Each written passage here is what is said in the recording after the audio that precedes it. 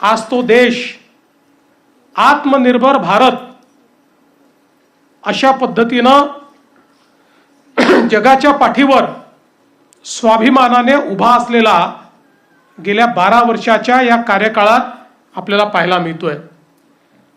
खरं म्हणजे 12 वर्षात मोदीजींनी वेगवेगळ्या क्षेत्रात केलेलं कार्य हे एका कॉफी टेबल बुकमध्ये मांडणं देखील अत्यंत कठीण आहे आणि त्याबद्दल एखाद्या भाषणामध्ये बोलणं हे तर त्याहीपेक्षा कठीण आहे। पण मला असं वाटतं की ही जी काही 12 वर्ष आहेत ही नवभारताकडे जी काही भारताने वाटचाल केली त्याची ही 12 वर्ष आहेत। विविध क्षेत्रांमध्ये जे परिवर्तन झालंय त्याची ही 12 वर्ष आहेत आणि या परिवर्तनामध्ये सगळ्यात महत्त्वाची वाटचाल जर आपण काही केली असेल तर या देशामध्ये मोदीजींच्या नेतृत्वात सामाजिक क्षेत्रामध्ये जे विविध कार्यक्रम झाले, मग त्यामध्ये गरीबाला घर देणं असो, गरीबाला शौचालय देणं असो, गरीबाला गॅस देणं असो, गरीब लक्षित गरीब केंद्रित अशा प्रकारचा जो अजेंडा या ठिकाणी मोदीजींनी चालवला, त्या अजेंड्याला प्रतिसाद किंवा त्याचा परिणाम हा आपल्याला युनायटेड नेशन्सनी ज्यावेळी अहवाल प्रकाशित केला आणि या गोष्टीला मान्यता दिली की 10 वर्षामध्ये भारताने 25 कोटी लोकांना गरिबीपासून बाहेर काढलेलं आहे, हे ज्यावेळी जगाने मान्य केलं, मला असं वाटतं की त्यापेक्षा मोठा एक प्रकारे परिणाम दुसरा कुठलाच असू शकत नाही। 25 कोटी लोक जे गरिबी आणि एक्स्ट्रीम पॉवर्टीमध्ये होते, तीव्र गरिबीत होते, ते गरिबी रेषेच्या वर आले। हे 10 वर्षात करणं जगातल्या कुठल्याही देशाला संभव झालं नाही, ते मोदीजींच्या गरीब कल्याणाच्या अजेंड्याने करून दाखवलं। विविध क्षेत्रांमध्ये ज्या प्रकारे मोदीजींनी या देशाचा पायवा रचला, आता याच्या पुढे सातत्याने त्याच्यावरच्या इमारतीवर मजलेच चढणार आहेत।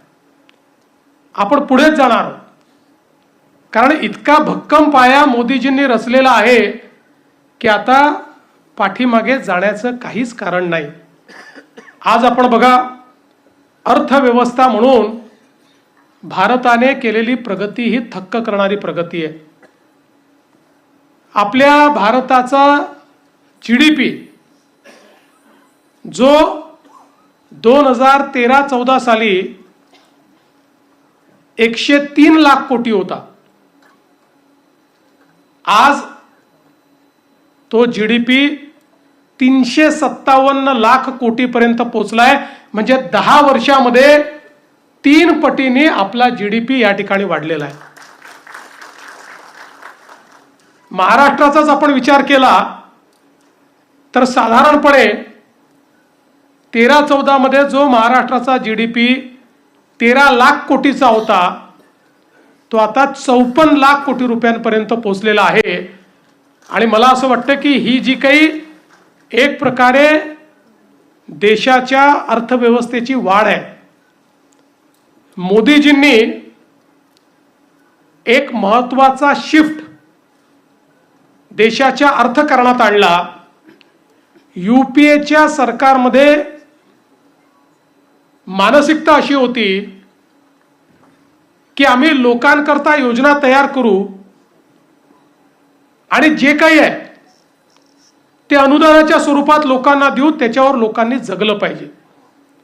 आम्ही नवीन संधी निर्माण करणार नाही, आम्ही देशाच्या विकासावर, देशामध्ये पायाभूत सुविधा तयार करण्यावर कोणताही खर्च करणार नाही, लोकांना आपल्यावर अवलंबित करून ठेवू, अशा प्रकारच्या मानसिकतेतून ज्याला डोल्सची इकॉनॉमी म्हणतो अशा प्रकारची अर्थव्यवस्था, अनुदान प्रणित अर्थव्यवस्था ही त्या काळामध्ये तयार झाली आणि त्याचा परिणाम असा झाला की हळूहळू अर्थव्यवस्थेच्या ताणामुळे आपण संधी पण निर्माण करू शकलो नाही आणि लोकांना त्यांच्या जीवनाकरता आवश्यक काय आहे तेही देऊ शकलो नाही.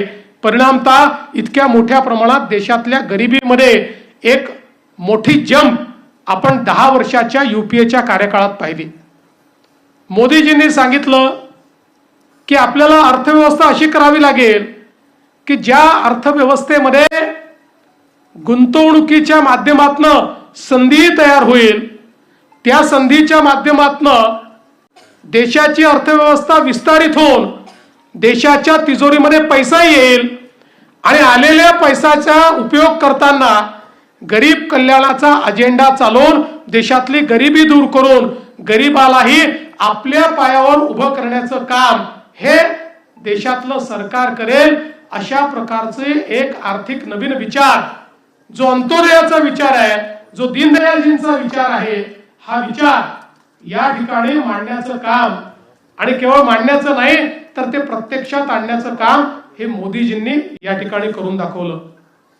आज आपण पाहतोय की अर्थव्यवस्थेच्या क्षेत्रामध्ये ही जी काही वाढ आहे, आज जगातली 4थी सर्वात मोठी अर्थव्यवस्था आपण झालो, लवकरच 3री मोठी अर्थव्यवस्था होऊ. हा जो काही विस्तार आहे हा केवळ घोषणांनी झालेला नाही, त्याच्या पाठीमागे एक मोठी विस्तृत स्ट्रॅटेजी, त्याच्या पाठीमागे विकासाचा अजेंडा हा मोदीजींनी उभा केला. आणि मग इन्फ्रास्ट्रक्चरचं सेक्टर असेल तर इन्फ्रास्ट्रक्चर मध्ये मोदीजींनी भारतमाला असेल किंवा त्या ठिकाणी वेगवेगळ्या प्रकारचे प्रोजेक्ट असतील, यातनं सागरमाला आणि भारतमालाच्या माध्यमातून देशामध्ये रोडचं एक मोठं नेटवर्क उभं केलं आणि इतक्या मोठ्या प्रमाणात देशामध्ये दळणवळणाची साधनं उभी केली. रोड्स आणि ब्रिजेस आणि टनेल्स याच्या माध्यमातून एक इन्फ्रास्ट्रक्चरचा इतका मोठा कार्यक्रम आपल्या देशाने हातात घेतला आणि गतिशक्ती प्लॅटफॉर्मच्या माध्यमातून देशामध्ये लॉजिस्टिकची कॉस्ट कशी कमी करता येईल हा पहिला प्रयत्न त्यांनी हातामध्ये घेतला. आपल्याला जर विकसित अर्थव्यवस्थेकडे जायचं असेल तर लॉजिस्टिकची कॉस्ट या देशामध्ये 16% होती, ती 8% आल्याशिवाय आपण जगातल्या देशांची स्पर्धा करू शकत नाही. आणि म्हणून रोड, पोर्ट, एअरपोर्ट, रेल्वे या सगळ्या इन्फ्रास्ट्रक्चरमध्ये गुणात्मक आणि संख्यात्मक बदल आणण्याचं काम हे मोदीजींनी करून दाखवलं. आणि आज आपण पाहतोय आता 16%वरनं आपण 11%पर्यंत आलो. हळूहळू 8%वर ज्यावेळेस आपण जाऊ त्यावेळी जगाच्या सप्लाय चेन मध्ये एक महत्वाची भूमिका हा भारत या ठिकाणी निभवेल. किंबहुना चीनशी स्पर्धा करताना आपला सगळ्यात मोठा बॉटलनेक हा लॉजिस्टिक कॉस्टचा होता, तो हळूहळू संपतोय आणि तो 8%वर आल्यानंतर जगामध्ये सप्लाय चेन रिप्लेसमेंट हे जे चाललेलं आहे त्यात सगळ्यात महत्वाचा प्लेयर हा भारत असेल.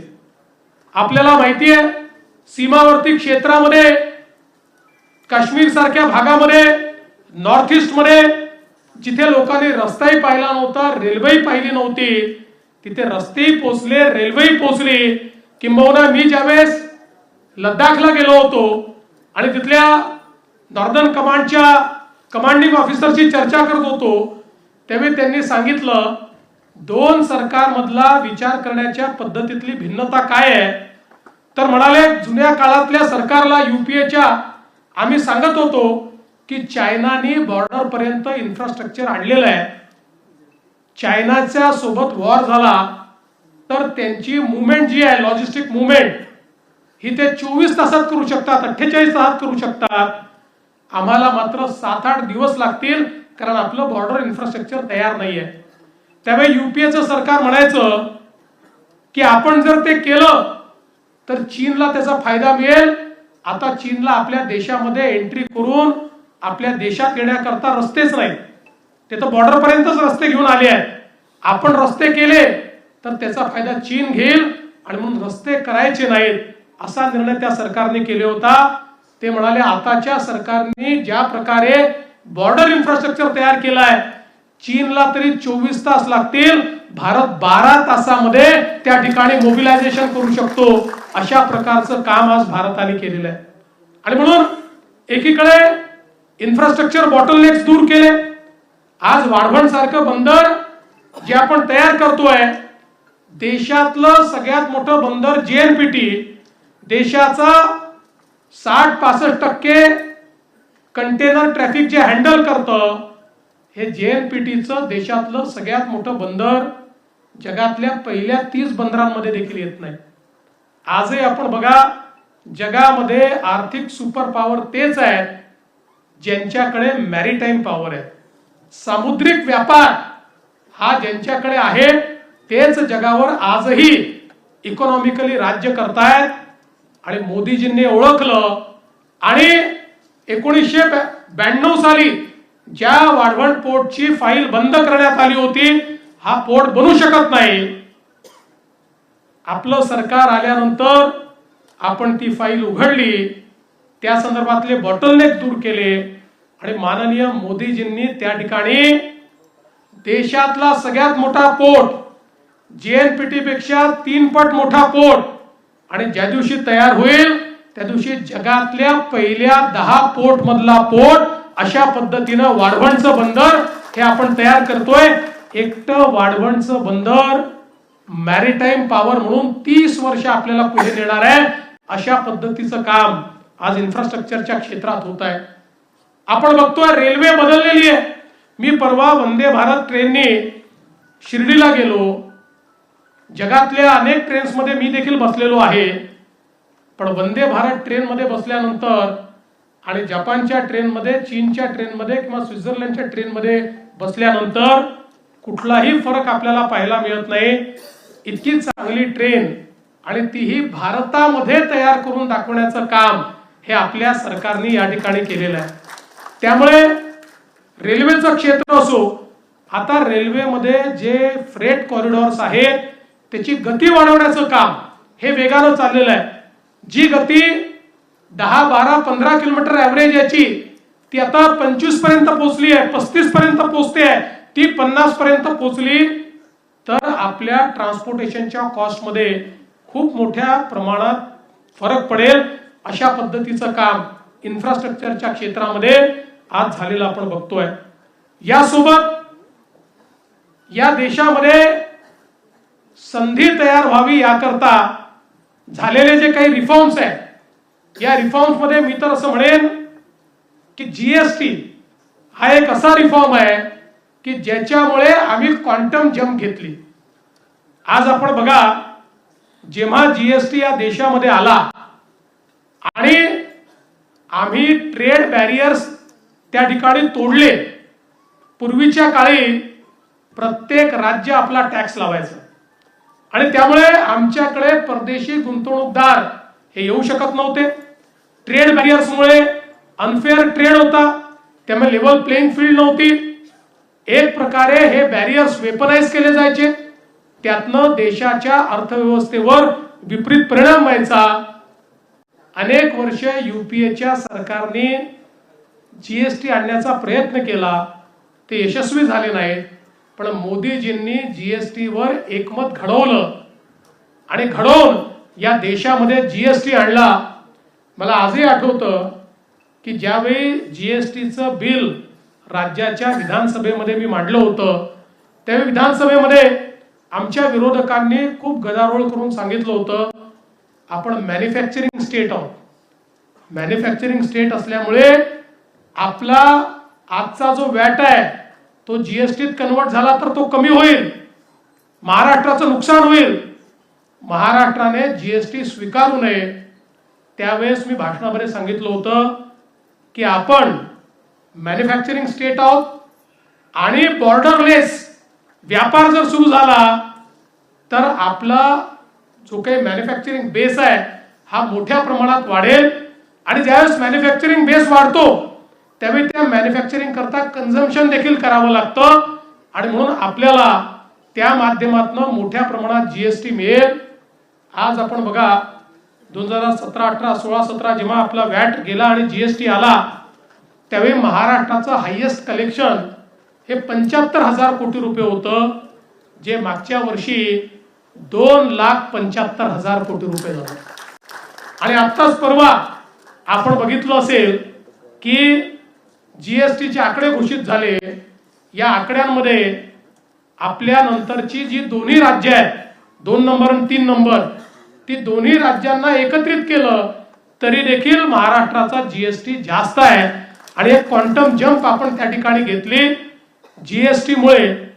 आणि सगळ्यात महत्वाचं की त्या काळामध्ये सगळे असं म्हणायचे की जीएसटी फेल होणार आणि त्याचं कारण ते सांगायचे 20-25 देशाचा त्या ठिकाणी अनुभव सांगितला जायचा, या देशात फेल झाला, त्या देशात फेल झाला. पण मोदीजींनी जीएसटी तयार करताना या देशातली सगळ्यात मोठी क्रांती जर काही केली असेल तर जीएसटीएनचं नेटवर्क हे डिजिटल इंडिया मधलं एक असं क्रांतिकारी पाऊल आहे. एक अशी ही मी तर असं म्हणेन की जादुई नेटवर्क आहे की ज्याच्यामुळे आज बघा जीएसटीएन मध्ये जीएसटी भरणाऱ्यांचा बेस, व्याज भरणारे जे लोक होते त्याच्यापेक्षा 5 पट लोक वाढले. पण जीएसटीएन मुळे सीमलेसली कुठलाही त्या ठिकाणी ह्युमन इंटरव्हेन्शन न करता आज जीएसटी भरता येतोय. आणि नेटवर्क असं आहे की त्या नेटवर्क मध्ये जीएसटी भरल्यानंतर केंद्राचे पैसे थेट केंद्राला जातात, राज्याचे पैसे थेट राज्याला येतात. कुठेही केंद्र आणि राज्य एकमेकांवर अवलंबून नाही अशा पद्धतीनं जीएसटीएनचं नेटवर्क हे त्या ठिकाणी तयार करण्यात आलं. आणि म्हणून आज भारत हा या जीएसटी मुळे एक सिंगल बाजारपेठ झाल्याबरोबर मोठ्या प्रमाणात परदेशी गुंतवणूक सुरू झाली. अर्थात त्याचाही फायदा महाराष्ट्राला सर्वात जास्त झाला कारण देशात परदेशी गुंतवणूक तर 5-7 पटीने वाढली, पण येणाऱ्या गुंतवणुकीपैकी 40% गुंतवणूक ही एकटे आपल्या महाराष्ट्रात यायला लागली. त्याचा सगळ्यात मोठा फायदा आणि बेनिफिशियरी आपला महाराष्ट्र आहे. आणि म्हणूनच आपण जर बघितलं तर डिजिटल इकॉनॉमी मध्ये भारताने जे पाऊल ठेवलं यूपीआय हे आपल्या डिजिटायझेशनचं एक दुसरं आश्चर्य आहे. यूपीआय ज्या प्रकारे पेमेंट गेटवे भारताने तयार केला, जगातल्या मोठ्या मोठ्या देशांनी आश्चर्याने तोंडात बोट घातलं. आणि जगातले किमान 25 देश असे आहेत की जे आता यूपीआय वापरतात, त्यांचा पेमेंट गेटवे हा यूपीआय आहे. मी आता जेव्हा डावोसला गेलो होतो तर डावोस मध्ये त्या ठिकाणी त्यांनी 9 देशांच्या आर्टिफिशियल इंटेलिजन्स मिनिस्टरची एक कॉन्फरन्स केली आणि मला देखील एक चीफ मिनिस्टर म्हणून त्या ठिकाणी बोलवलं. आणि त्या ठिकाणी ज्यावेळेस आम्ही चर्चा करत होतो त्यावेळी ब्राझीलच्या आर्टिफिशियल इंटेलिजन्सच्या एआय मिनिस्टर होत्या, त्या ब्राझीलच्या अर्थमंत्री देखील होत्या. त्यांनी त्या ठिकाणी सांगितलं की आता आम्ही कंप्लीट डिजिटल अशा पद्धतीच्या इकॉनॉमीकडे चाललो आहोत आणि या डिजिटल इकॉनॉमीमध्ये जात असताना आम्ही भारताचा यूपीआय स्वीकारलाय आणि त्याच्यामुळे आमची डिजिटल इकॉनॉमी चांगल्या पद्धतीनं प्रोसेड होते. त्यावेळी मला इतका अभिमान वाटला की आपल्या मोदीजींनी एक अशी गोष्ट तयार केली की ब्राझील सारखा देश, जगातले मोठे मोठे देश हे या ठिकाणी आज आपला यूपीआय स्वीकारतायत. आणि याच्यामुळे आपल्या देशातल्या डिलिव्हरी सिस्टीम मध्ये म्हणजे आपल्याला कल्पना आहे, राजीव गांधी म्हणाले होते 1 रुपया दिल्लीतनं पाठवतो तर केवळ 15 पैसे शेवटच्या माणसापर्यंत पोहोचतात. कारण आपली डिलिव्हरी सिस्टीम अशी होती जी व्यक्ती केंद्रित नव्हती, ती त्या ठिकाणी जी व्यवस्था आहे ती व्यवस्था केंद्रित होती. व्यवस्थेतल्या प्रत्येक माणसाला त्यातनं आपला शेअर काढून घेता येत होता आणि त्यामुळे शेवटच्या माणसाला 15 पैसेच मिळायचे. पण मोदीजींनी ही जी सिस्टीम उभी केली, मोबाईल आणि UPI ची जी सिस्टीम तयार केली, जनधन खात्यांची जी सिस्टीम तयार केली, त्यामुळे आता कुठल्याही योजनेचे पैसे हे थेट बेनिफिशरीच्या खात्यामध्ये जातात. आता आपल्याला हे ऐकायला मिळत नाही की तहसीलदाराने पैसा रोखला, तलाठ्याने आमचे पैसे खाऊन टाकले, कुठल्या तरी इंजिनियरने आमचे पैसे मारून टाकले. आता हे होत नाही, थेट लोकांच्या खात्यामध्ये पैसे जायला लागले. आणि भारतातल्या डिलिव्हरी सिस्टीमला एक प्रकारे नवीन रूप देऊन या देशातला ग्रासरूटचा जो भ्रष्टाचार होता तो समाप्त करण्याचं काम हे मोदीजींनी या ठिकाणी केलं. खरं म्हणजे मी एक एक विषय सांगत राहिलो तर अख्खी रात्र मी याच्यावर भाषण करू शकेन. पण मला असं वाटतं की एका क्षेत्राकडे अजून आपण लक्ष दिलं पाहिजे, ते म्हणजे फॉरेन पॉलिसी आणि डिफेन्स. एक नवीन भारत आपण पाहतोय जो कोणाच्याही दबावात येत नाही. आपण पाहिलं अलीकडच्या काळामध्ये ट्रेड ही वेपनाइज होते. आपण बघितलं भारतावर वेगवेगळ्या प्रकारचे ट्रेड बॅरियर्स टाकले. पण ट्रेड बॅरियर्स टाकल्यानंतर भारत याचक म्हणून गेला नाही. भारताने विनंती केली नाही की तुम्ही ट्रेड बॅरियर्स उचला. भारताने सांगितलं ट्रेड ट्रीटी होईल, पण ती होत असताना आमच्या शेतकऱ्याचं हित हे जर त्या ट्रेड ट्रीटीमध्ये असेल तर आम्ही त्या ठिकाणी तो करार करू. आणि शेवटपर्यंत भारताने कणखर भूमिका घेतल्यामुळे आज आपण पाहतोय अमेरिकेसोबतही आपला करार झाला, तर आपण आपल्या शेतकऱ्याला त्या करारातनं बाहेर ठेवलं. अमेरिकेमधला सबसिडाइज माल हा भारतामध्ये बॅरियर फ्री येऊ शकत नाही, अशा पद्धतीनं त्या ठिकाणी त्या करारामध्ये आपण नमूद केलं आणि आपल्या शेतकऱ्यांना आज त्या ठिकाणी इन्सुलेट करण्याचं काम केलं. आज स्थिती अशी आहे की आपण इतकं महत्वाचं मार्केट झालो की याच्यामध्ये युरोपने आपल्याशी FTA केला. आता भारत आणि युरोप हे असे पार्टनर्स आहेत की ज्यांच्यामध्ये व्यापार करार झाल्यामुळे बॅरियरलेस भारताला आपल्या वस्तू युरोपच्या मार्केटमध्ये पाठवता येताने आपली भूमिका ठामपणे मांडली. कोणाचीही बाजू न घेता भारताने त्या ठिकाणी आपली कणखर भूमिका मांडत असताना जगात आता अशी पोझिशन करून ठेवली आहे की जगातले सगळे जे लीडर्स आहेत हे असं म्हणतात की आम्हाला भारतासोबत मैत्री ठेवायची आहे. कालच आपण ट्रम्प यांचं भाषण ऐकलं असेल. ते म्हणाले भारत आमचा मित्र आहे, भारताला जे पाहिजे ते देण्याकरता आम्ही तयार आहोत. जगामध्ये अमेरिका असो, रशिया असो, युरोप असो, अगदी ज्यांचे युद्ध चालले आहेत ते रशिया आणि युक्रेन असो किंवा अमेरिका, इस्रायल आणि इराण असो, हा प्रत्येक देश म्हणतो आमचा विश्वास भारतावर आहे, आमची मैत्री भारताशी आहे. आणि आजच मी एका फोरमच्या काही लोकांशी बोलत होतो. त्या फोरममध्ये देशातले काही उद्योगपती होते. ते सगळे उद्योगपती म्हणत होते की आज उद्या जेव्हाही हा वॉर समाप्त होईल त्यावेळी भारत इतक्या युनिक पोझिशन मध्ये आहे. भारताने या सगळ्या परिस्थितीमध्ये जी भूमिका घेतलेली आहे त्या भूमिकेमुळे आता एकदा वॉर जेव्हा स्टॉप होईल त्यानंतरचा जो काही इकॉनॉमिक राईज आहे त्याच्यामध्ये भारताला अत्यंत प्रमुख भूमिका मिळेल. मला असं वाटतं की ही जी एक कणखर अशा प्रकारची भूमिका आणि भूमिका दाखवत असताना ऑपरेशन सिंदूर सारखं ऑपरेशन की ज्याच्यामध्ये भारताने आपली सामरिक शक्ती ही दाखवून दिली. कारण आपल्याला माहिती आहे भारत केवळ पाकिस्तानशी युद्ध लढत नव्हता. भारत हा एक प्रकारे चीनशीही सुडो वॉर लढत होता. कारण पाकिस्तानला शस्त्रास्त्र आणि सगळ्या प्रकारची लॉजिस्टिकल मदत ही चायना देत होतं. सगळा त्या ठिकाणी खर्च जो काही असेल त्यामध्ये आपल्याला कल्पना आहे की तो कुठून येत होता हे सगळ्यांना माहिती आहे. पण भारताने दाखवून दिलं की भारतामध्ये तयार झालेले जे इक्विपमेंट्स आहेत, भारताचे ड्रोन्स, भारताचे जे काही मिसाइल्स, याची शक्ती आपण दाखवून दिली आणि अक्षरशः प्रिसिशननी जे काही त्या ठिकाणी त्यांच्या युद्धाची विमानं होते, एअर बेसेस होत्या, त्या नष्ट करण्याचं काम आपण हे करून दाखवलं. दुसरीकडे त्यांनी त्यांच्या चायना मेड अशा प्रकारचे हजारो ड्रोन्स, मिसाइल्स सगळे आपल्यावर टाकले. एकही ड्रोन आणि एकही मिसाईल भारतावर यशस्वीपणे मारा करू शकला नाही. आपल्या एअर डिफेन्स सिस्टीमने हवेतच हे सगळं त्या ठिकाणी मारून पाडलं.